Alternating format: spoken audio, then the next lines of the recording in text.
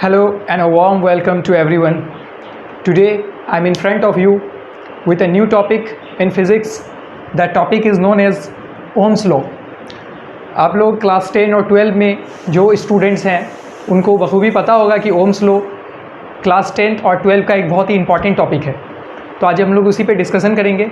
लेकिन first of all मैं आप लोगों के सामने कुछ अपनी बात रखना चाहता हूँ जो कि मुझे लगता है कि मुझे बोल देना चाहिए आप लोगों के सामने। आप लोगों ने देखा होगा कि फेसबुक पर मैं अपने लेक्चर्स का शॉर्ट इन्फॉर्मेशन अपने लेक्चर्स का रिगार्डिंग कुछ इन्फॉर्मेशन फेसबुक पे पोस्ट करता ही रहता हूँ। तो फेसबुक पे जब मैंने लास्ट टाइम मैं बहुत टाइम से मिस्टेक कर रहा था, तो फेसबुक पे मैंने जब पोस्ट किया अपने लेक्चर्स का कुछ इन्फॉर्मेशन, तो वहाँ पे लेक्चर का जो स्पेलिंग था ना वो मिस्टेक लिखा हुआ था। ठीक है, वो कुछ ऐसे लिखा हुआ था, ठीक है, लेकिन उसका एक करेक्ट स्पेलिंग ये वाला होता है। तो ये वाला करेक्ट है और ये वाला इनकरेक्ट है और ये वाला करेक्ट है। तो मेरे एक बहुत ही अजीज़ दोस्त हैं नफ़ीस भाई, तो नफ़ीस भाई का मैं बहुत बहुत थैंकफुल हूँ। नफ़ीस भाई ने मेरा उस एरर को पकड़ा और उस एरर को करेक्शन किया और मुझे एफबी पे कमेंट किया कि भाई आपका ये चीज़ गलत है। तो मैं उनका बहुत बहुत थैंकफुल हूँ, क्योंकि मेरा ये मानना है कि अगर करेक्शन को अगर कुछ एरर आ रहा है तो उसको जितना जल्दी करेक्ट कर लिया जाए उतना अच्छा होगा, क्योंकि कुछ भी मिस्टेक अगर होता है तो वो इन फ्यूचर आपको जा कर के प्रॉब्लम क्रिएट कर सकता है आपके लिए। तो नफ़ीस भाई का बहुत बहुत थैंकफुल हूँ मैं। थैंक यू नफ़ीस भाई, अगर आप ये वीडियो देख रहे हैं तो आपका बहुत बहुत शुक्रिया। और मैं आप लोगों से भी एक चीज़ रिक्वेस्ट करना चाहता हूँ कि अगर आप कुछ भी एरर मेरा या कुछ भी मिस्टेक किसी भी टॉपिक के रिगार्डिंग कुछ भी अगर आप देखते हैं तो उसे आप नज़रअंदाज ना करें, क्योंकि अच्छा दोस्त वही होता है जो कि अपने दोस्त के एक मिस्टेक को उसको रियलाइज़ करवाए ताकि वो उस पर काम करके उसको करेक्ट कर सके जल्द से जल्द। नहीं तो आगे जाने के बाद अगर वो यही मिस्टेक करेगा तो उसके लिए भी प्रॉब्लम हो सकता है और उसको देखने वालों के लिए भी प्रॉब्लम हो सकता है। तो अगर मेरी बातें आप लोगों को ख़राब लगी हो तो आई एम सॉरी, बट आप लोग मुझे रिमाइंड कराएं। और नफ़ीस भाई का एक बार फिर से तहे दिल से शुक्रिया, थैंक यू नफ़ीस भाई। और आगे भी मैं चाहता हूँ कि आप मुझे इसी तरह से गाइड करते रहें। तो फिलहाल अब हम लोग देखते हैं, अपने टॉपिक की ओर बढ़ते हैं। क्या होता है टॉपिक में देख लेते हैं, क्योंकि देखिए मिस्टेक किसी से भी हो सकता है। यहाँ मेरा सॉफ्टवेयर कोलैप्स कर गया तो मैं तो ह्यूमन बीइंग हूँ, अगर सॉफ्टवेयर कोलैप्स कर सकता है तो इंसान की कोई मतलब की बात ही नहीं है। तो आज हम लोग अपनी टॉपिक को अब देख लेते हैं। बातें तो बहुत सारी हो गई। ओम्स लॉ क्या कहता है, तो हम लोग ओम्स लॉ को अब देखेंगे कि आज ये ओम्स लॉ को मैं शॉर्ट में आपको एक्सप्लेन करूँगा कि ओम्स लॉ आखिर हम लोगों से क्या कहता है और ओम्स लॉ आखिर होता क्या है। देखिए ओम एक साइंटिस्ट का नाम था जिनके नाम पे ये सिंबल दिया हुआ है।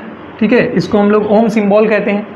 ये रेजिस्टेंस का भी सिंबल आप लोगों ने देखा होगा, जो लोग फिजिक्स पढ़ते हैं उनको पता होगा कि रेजिस्टेंस का सिंबल है ओमेगा, जिसको कहा जाता है। ठीक है, सिंबल ये किसका है, ओम्स लॉ का सिंबल रेजिस्टेंस का ही सिंबल दिया गया ओमेगा। ठीक है, ये ग्रीक वर्ड से इसको डिराइव किया गया, ग्रीक अल्फ़ाबेट से लिया गया है ये ओमेगा शब्द। तो हम लोग देखते हैं ओम्स लॉ क्या होता है। देखिए किसी भी कंडक्टर से, पहले मैं आपको यहाँ पे डेफिनेशन दिखा देता हूँ, फिर मैं आपको एक्सप्लेन करके बताऊँगा। Ohm's law, when current I, current को I से रिप्रेजेंट करते हैं फिजिक्स में। When current I is passing या is flowing through a conductor. ठीक है, जब एक करंट कंडक्टर से होकर गुजरता है, किसी भी कंडक्टर से होकर गुजरता है, ठीक है, कंडक्टर उसको कहते हैं जो कि अपने से करंट को पास होने देता है। तो कंडक्टर से गुजरता है, when current I is flowing through a conductor, ठीक है, इज डायरेक्टली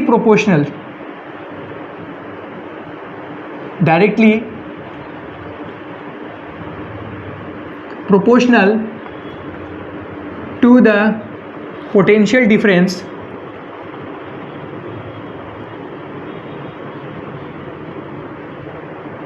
V। ये पोटेंशियल डिफरेंस है, पोटेंशियल डिफरेंस नहीं रहेगा तो करंट फ्लो नहीं होगा। पोटेंशियल डिफरेंस V, ठीक है, इसको फिजिक्स में V से डिनोट किया जाता है। पोटेंशियल डिफरेंस को इंग्लिश का कैपिटल लेटर V से डिनोट किया जाता है। Potential difference V across the ends of the conductor, across the end of the conductor. ये है ओम्स लॉ। ठीक है, ये ओम्स लॉ है। मतलब कि कहने का क्या मतलब हुआ, व्हेन करंट आई, जब करंट किसी भी कंडक्टर से गुजरता है तो उसकी जो वैल्यू होती है वो डायरेक्टली प्रोपोर्शनल होती है। डायरेक्टली प्रोपोर्शनल होती है किसके? पोटेंशियल डिफरेंस v के। डायरेक्टली प्रोपोर्शनल, ये टर्म आपको याद रखना है, directly proportional to the potential difference across the ends of the conductor. अब डायरेक्टली प्रोपोर्शनल का मतलब क्या हुआ? कोई भी चीज़ डायरेक्टली प्रोपोर्शनल एक क्वांटिटी के दूसरे क्वांटिटी से अगर होती है तो इसका मतलब ये है कि करंट की वैल्यू को अगर हम लोग बढ़ाएंगे तो हम लोगों को पोटेंशियल डिफरेंस भी बढ़ता हुआ दिखेगा। पोटेंशियल डिफरेंस को अगर बढ़ाएंगे तो करंट की वैल्यू भी बढ़ता हुआ दिखेगा। तो करंट का जो वैल्यू है डायरेक्टली डिपेंडेंट है पोटेंशियल डिफरेंस पे। अगर पोटेंशियल डिफरेंस कम है तो करंट भी कम फ्लो करेगा, अगर पोटेंशियल डिफरेंस ज़्यादा है तो करंट भी ज़्यादा फ्लो करेगा। इसको हम लोग मैथमेटिकली ओम ने हम लोगों को रिप्रेजेंट करके दिखाया कि आखिरकार ये पोटेंशियल डिफरेंस वर्क कैसे करता है, ये ओम्स लॉ वर्क कैसे करता है, उसको हम लोग ओम्स लॉ कहते हैं कि करंट फ्लो कैसे करता है। अब देखिए, सबसे पहले I, मतलब ये I क्या है? I is the current and V is the potential difference across the ends of the conductor. तो हम लोग यहाँ पे लिख सकते हैं I is directly proportional to V, क्योंकि इस डेफिनेशन के हिसाब से ये इक्वेशन बनेगा I इज़ डायरेक्टली, ये it is the symbol of proportionality, ठीक है। I is the directly proportional to potential difference V, या फिर इसको हम लोग एक तरह से और भी लिख सकते हैं, या फिर इक्वल टू होगा ये V is directly proportional to I, या इसको हम इस इक्वेशन को ऐसे लिखें या इस इक्वेशन को ऐसे लिखें, बात तो एक ही है, दोनों तरफ से बात सिमिलर हो जाता है। अब हम लोग अगर इस प्रोपोर्शनलिटी के साइन को रिमूव करेंगे, क्योंकि रिमूव करेंगे हम लोग को प्रोपोर्शनलिटी को रिमूव करना पड़ेगा ताकि कांस्टेंट वहाँ पे आ सके। तो हम लोग अगर इसको रिमूव करते हैं तो यहाँ पे क्या आ जाता है? पोटेंशियल डिफरेंस को अगर हम साइड कर दें, V को अगर साइड कर दें तो वो हो जाएगा इक्वल टू I R के, ठीक है, या फिर R I के। तो ये R I या फिर I R क्या हो गया? अगर हम लोग इसको R I ही कर देते हैं, R I, R is the constant of proportionality, ठीक है। ये जो प्रोपोर्शनलिटी, ये जो प्रोपोर्शनल को हम लोग इस सिंबल ऑफ प्रोपोर्शनलिटी को जब हम लोग रिमूव करेंगे तो हम लोगों को R मिल जाएगा। R is the electrical resistance of a conductor, ठीक है, R is the electrical resistance. तो ये इलेक्ट्रिक रेजिस्टेंस हो गया। अब रेजिस्टेंस क्या होता है? Resistance is the opposition offered to the flow of current, ठीक है, बाय द कंडक्टर। कंडक्टर के सरफेस से जो फ्रिक्शनल फोर्स जनरेट होता है, और वो क्या करता है, एक तरह का रेजिस्टेंस एक तरह का फ्रिक्शनल फोर्स है जो कि करंट को आगे बढ़ने से रोकता है। करंट आगे जाना चाहता है और जो उसका सरफेस का जो फ्रिक्शन क्रिएट होता है वो रेजिस्टेंस बनकर के, मतलब रुकावट बनकर के उस करंट को आगे बढ़ने से रोकता है। ये डिपेंडेंट होता है, रेजिस्टेंस जो होता है वो डिपेंडेंट होता है टेम्परेचर पे, प्रेशर पे, ठीक है, कंडक्टर का। कंडक्टर को ज़्यादा अगर टेम्परेचर देंगे, ठीक है, तो उसका जो रेजिस्टेंस का जो वैल्यू होता है वो गिर जाता है। तो प्रेशर और रेजिस्टेंस पे ये डायरेक्टली क्या होता है? डिपेंडेंट होता है। तो हम लोगों को ये चीज़ ध्यान में रखना है कि R is what? Resistance of a conductor. इसको हम लोग और भी एक्सटेंड कर सकते हैं। इसको एक्सटेंड अगर हम करेंगे तो हम लोग इसको कैसे लिख सकते हैं? R ये हम लोगों का हो गया। अगर हम लोग इसको ओम्स लॉ में निकालेंगे, ओम्स लॉ बनाएंगे इसको, तो ये ऐसा बनेगा कुछ I V को अगर हम तो इधर लेके आ जाए, V by I is equal to R। इस इक्वेशन को सॉल्व करने से ये होता है ओम्स लॉ। यही हम लोगों का ओम्स लॉ है, ठीक है, ओम्स लॉ है। मतलब कि the value of potential difference and current is directly proportional to what? current flowing through conductor R is directly proportional to the potential difference V across the conductor, ठीक है, across the conductor, and both are inversely proportional। अब यहाँ पे क्या आ गया? एक term और आएगा, इनवर्सली प्रोपोर्शनल। ये दोनों एक दूसरे का क्या है? इनवर्सली प्रोपोर्शनल है रेजिस्टेंस का। रेजिस्टेंस जो होगा कंडक्टर का वो इनवर्सली प्रोपोर्शनल होगा किस पे? पोटेंशियल डिफरेंस V पे और current flowing through the conductor I पर। ये इन दोनों का इनवर्सली प्रोपोर्शनल होगा, मतलब डायरेक्टली डिपेंडेंट नहीं होगा, लेकिन ये दोनों current I and potential difference V ये दोनों एक दूसरे पे डिपेंडेंट होंगे, ठीक है। मतलब एक दूसरे, एक की वैल्यू बढ़ाएंगे तो दूसरे की वैल्यू ऑटोमेटिकली बढ़ जाएगी, एक की वैल्यू डिक्रीज करेंगे तो दूसरे की वैल्यू भी ऑटोमेटिकली डिक्रीज हो जाएगी। यही कहता है हमारा ओम्स लॉ। अब इस ओम्स लॉ को प्रूफ, वेरिफिकेशन की ज़रूरत है, इसको प्रूव भी करना पड़ता है। तो how can we prove this equation? तो ये इस इक्वेशन को चेक करने का हमारे पास एक बहुत अच्छा तरीका है, ये है इसका प्रूवन, ठीक है। ये इससे, इस डिवाइस से इसको प्रूव किया जा सकता है। ये एक मैन मेड डिवाइस है। इसको कैसे बनाया जाता है? इसमें एक बैटरी अटैच होता है, दिस इज़ अ बैटरी, ठीक है, किसी भी वोल्ट का ले सकते हैं, 9 वोल्ट का भी ले सकते हैं। ये एक बैटरी है और ये इसमें वायर लगा हुआ है। ये एक कंडक्टर है X and Y, X and Y are the two, एक कंडक्टर है एक्स, एक एंड है एक्स और एक है वाई। तो ये क्या है, एक इस एंड से लेकर के इस एंड तक, तो यहाँ पे वोल्ट मीटर कनेक्ट किया गया है, यहाँ कनेक्ट किया गया है वोल्ट मीटर, ठीक है, वोल्ट मीटर को कनेक्ट किया गया है और एक रियोस्टेट कनेक्ट किया गया है ताकि एक्सटर्नल एक्स्ट्रा रेजिस्टेंस क्रिएट किया जा सके। और ये एमीटर है, एमीटर है, ठीक है। Ammeter is a device by which electric current is measured. Electric current को मेजर करने के लिए एमीटर का यूज़ किया जाता है। Point to be remember, ammeter का यूज़ होता है इलेक्ट्रिक करंट को मेजर करने के लिए। करंट की वैल्यू को जब मेजर करना है तो एमीटर का यूज़ करते हैं। Potential difference across the ends of the conductor जब मेजर करना है तो वोल्ट मीटर का यूज़ किया जाता है। तो वोल्ट मीटर को हम लोग यहाँ पे एक लगा देंगे वोल्ट मीटर में इस कंडक्टर के अक्रॉस, ठीक है, और एमीटर सेट कर देंगे इस सर्किट में। ये एक सर्किट है और इस सर्किट में एक की है जिसको हम लोग अभी ओपन रखे हैं, क्लोज नहीं किए हैं। जैसे, और यहाँ एक रियोस्टेट लगा हुआ है। जैसे ही इस की को क्लोज किया जाएगा, जैसे ही इस की को क्लोज किया जाएगा, ठीक है, की को क्लोज कर देंगे, की इज क्लोज। जैसे ही की क्लोज होगा यहाँ से करंट फ्लो होगा, ठीक है, और रियोस्टेट से होते हुए एमीटर की तरफ जाएगा। जैसे ही की को क्लोज करेंगे, इन दोनों का जो वैल्यू है, करंट बढ़ेगा तो एमीटर और वोल्ट मीटर दोनों डिफ्लेक्शन शो करेगा।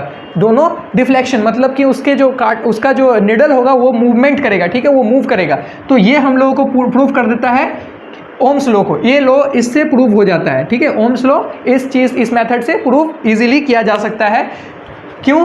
क्योंकि जैसे ही करंट पास होता है, करंट की वैल्यू बढ़ती है, करंट की वैल्यू बढ़ती है तो पोटेंशियल डिफरेंस की वैल्यू बढ़ जाती है। और करंट जब बढ़ेगा तो पोटेंशियल डिफरेंस बढ़ेगा, पोटेंशियल डिफरेंस घटेगा तो करंट भी घटेगा। क्योंकि हम लोग जानते हैं कि दोनों एक दूसरे का प्रोपोर्शनली क्या है, डायरेक्टली प्रोपोर्शनल है।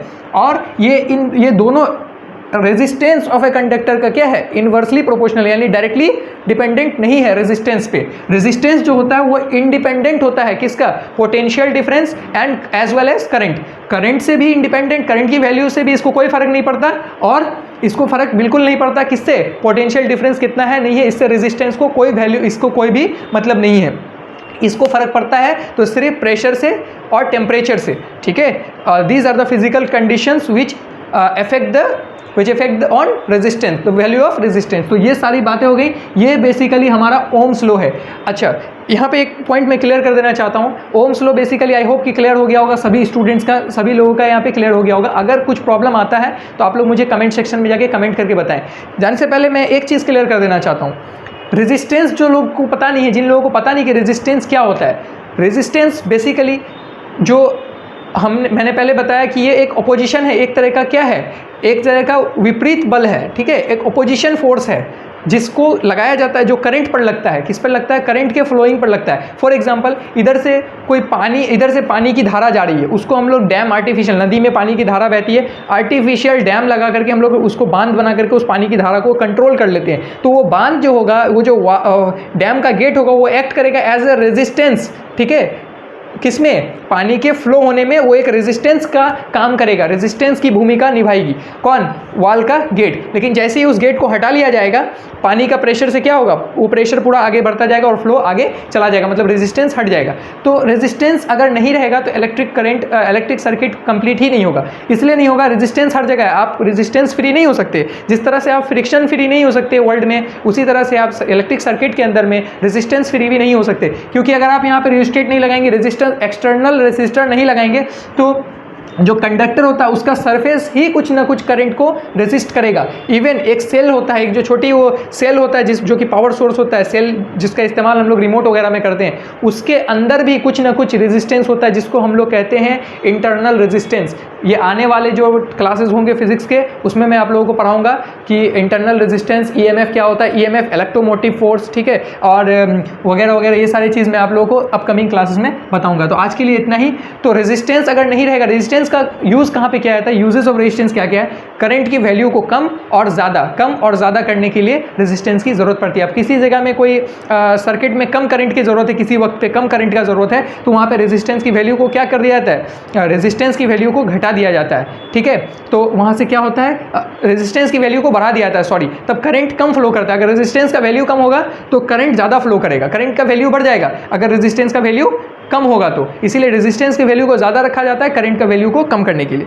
तो थैंक यू, आज के क्लास में इतना ही।